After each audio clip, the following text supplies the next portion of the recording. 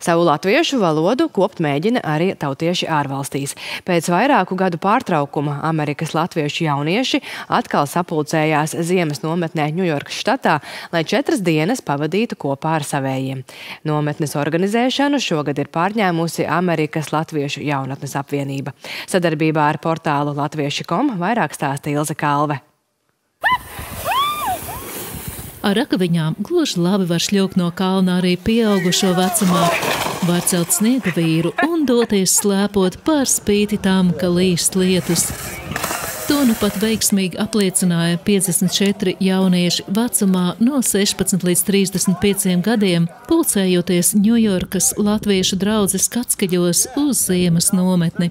Iepriekšējā ziemas nometne notika pirms 7 gadiem. Tādēļ nevienam šī gada dalībniekam tā saistās ar skaistām bērnības atmiņām. Mēs vienmēr te nācām, kad mēs bijām bērni, un tā bija vienīgā nogale ziemā, kad varējām satikt mūsu latviešu draugus. Un tādēļ esmu ļoti priecīga, kad varam atkal sanākt kopā un baudīt mūsu latvietību. Kā tas savēji man nozīmē latvieši un būt ar savējiem manā vismīļākā vietā pasaulē, Katskaļu nometnē, Katskaļos, Ņujorkā. Tas nozīmē tā ir man vislielākā mīlestība. Kopā ar latviešiem piedalījās arī daži draugi citautieši, kuriem nācās mācīties latviešu dziesmas, jo dziedāšana šādās nometnēs ir obligāta. Nometnes laikā norisinājās arī Alja valdes sēde, kur tika spriests gan par vasarā gaidāmo Latviešu centra Garezēras 60 gadu jubileju, gan par aprīlī plānoto tikšanos ar ASV kongresmeņiem, lai pārunātu Baltijas intereses un drošību. Alja jau darbojās 75 gadus, un mēs kā 3. latviešu paudze, kas ir uzaugusi trimdā vai latviešu tagad diasporā, turpina uzturēt latviešu valodu, kultūru un identitāti.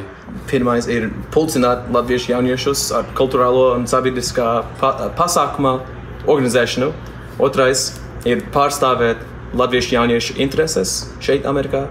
Un trešais ir uzturēt latvietību ārpus Latvijas.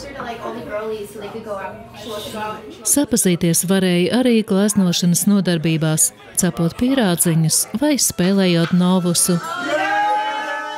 Un kas gan būtu sanākšana bez sirsniņu balles? Dalība nometnē dažiem nozīmē 7 stundu braucienu ar auto vai pat lidojumu. Tomēr jau nolēmts, ka ziemas nometnē jāturpinās kā ikgadējai tradīcijai. Ilze Kalve, Latvieši.com sadarbībā ar diasporas reportieriem visā pasaulē.